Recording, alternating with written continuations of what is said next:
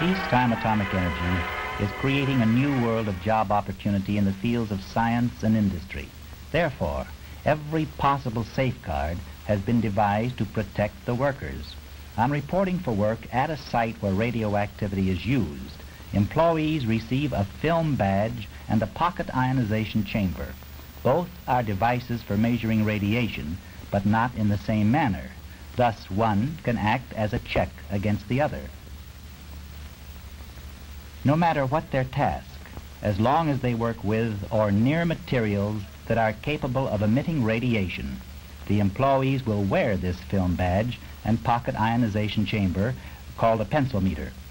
These are individual monitors for radiation exposure. There are others which cannot be worn because of their size. When the workday is over, the pencils and film badges are returned. Each is numbered for identification, and the badge carries the employee's picture. This is a primary step in the matter of protection for the individual worker. The ionization pencils are checked daily to determine to what extent the wearer has been exposed to gamma radiation. This is to assure that the worker is not receiving more radiation than is permissible. A double check on the effectiveness of radiation shielding, time limits, and other precautions.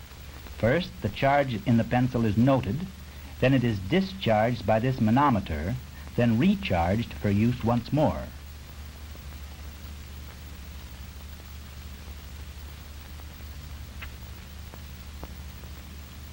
Film badges usually need to be examined only once a week or so. The sensitive film records, by a process of darkening, the amount of beta and gamma radiation to which it has been subjected. The film is developed, then checked with a densitometer, and the readings are carefully noted and filed. If by chance readings show that the exposure to radiation has accumulated up to the maximum permissible level allowable, the employee will be sent to a non-radiation area.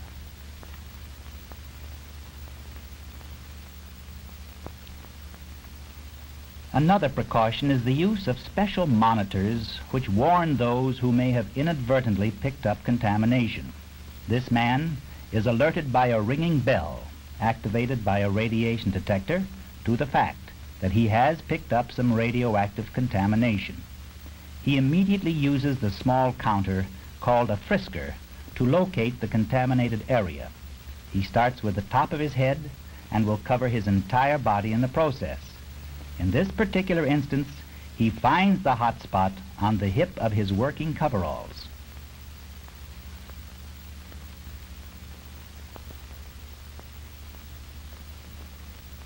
His next step is to remove the garment so it can be further monitored and then properly decontaminated.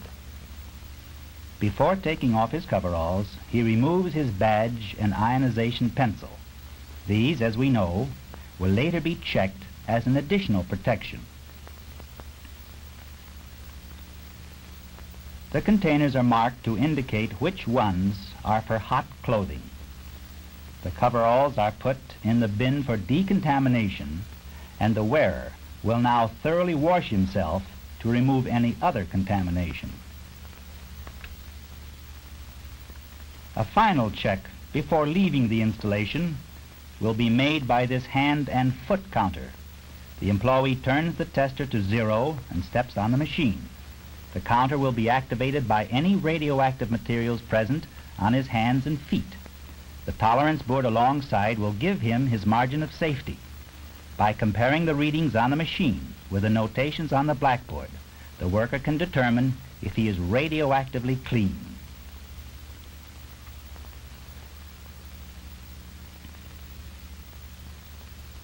The contaminated coveralls will now be monitored to determine exactly how much radioactive materials they contain.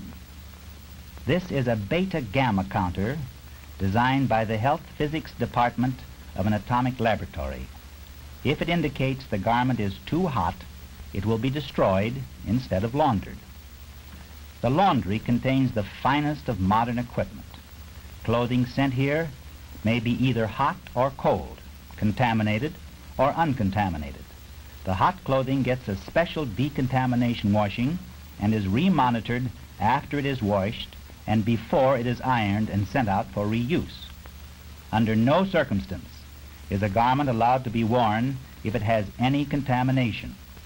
These checks, rechecks, and various tests and safety measures all combine to make the atomic energy field one of the safest in which to work.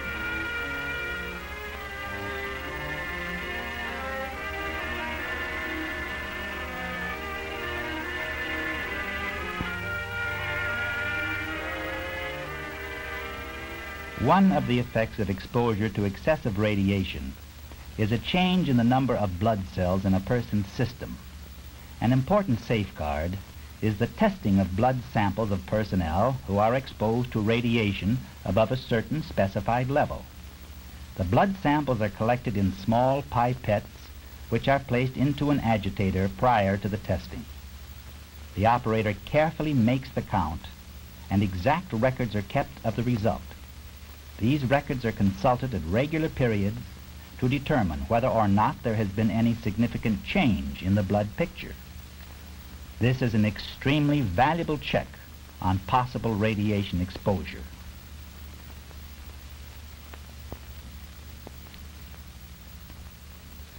All cuts and abrasions are carefully examined and then monitored for radiation if the worker is from an area in which contamination is possible.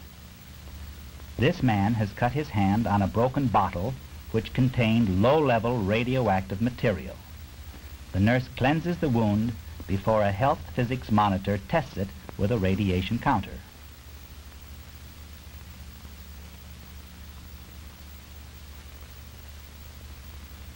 The result is negative, and the nurse will bind the wound without any special treatment.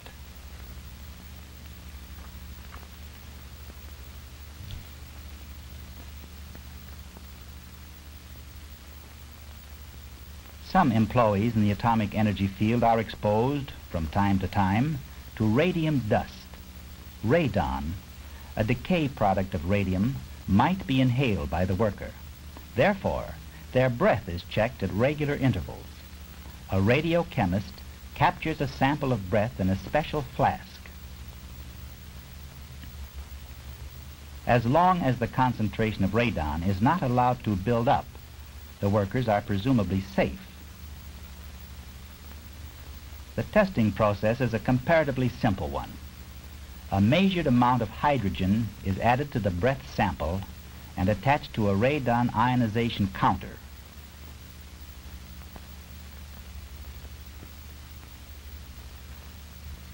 This will give an exact reading on the degree of concentration in the worker's breath.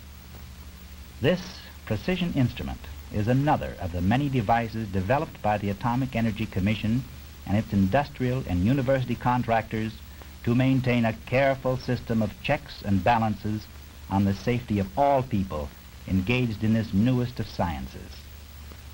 We are rapidly approaching the time when atomic energy will be a daily part of our lives.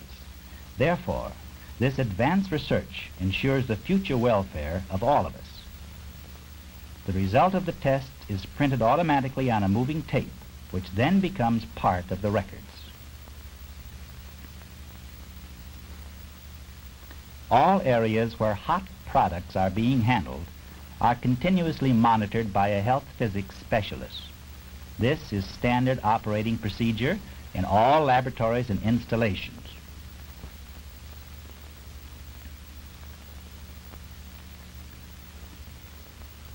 A variety of instruments are used. One of the commonest is this counter known as a QT pi, which measures gamma and beta radiation.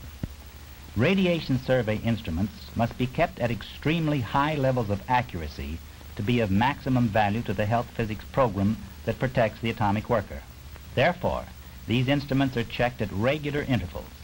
This is often done by means of a calibration trolley, which consists of a lead shield in which a radiation source is housed, a movable stand on which the instrument is mounted, and a table with a small telescope. The method of testing and adjusting is simple. The QT pi is placed on the stand. A reading is taken by the operator, and if an adjustment is necessary, it is made by the assistant.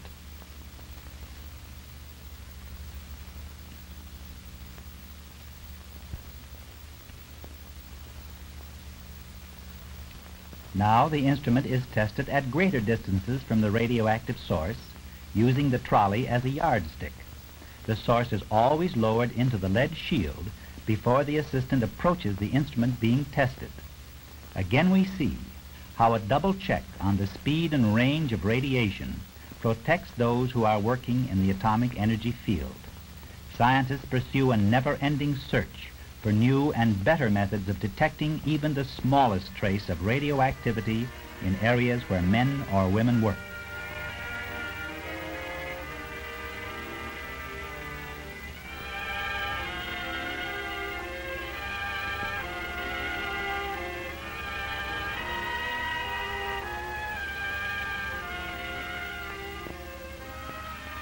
Results from all of the tests and safeguards you have seen, as well as many more, are made part of a permanent health record which is kept right up to date. Carefully and efficiently filed and cataloged, these records are an immediate source of information on any worker. But these countless files record more than facts about atomic workers. Figuratively, they represent the intensive program which has so successfully protected personnel in this new age of atomic energy. All this is resulting in the greatest possible safety for those who are unfolding for you the magic of the atom.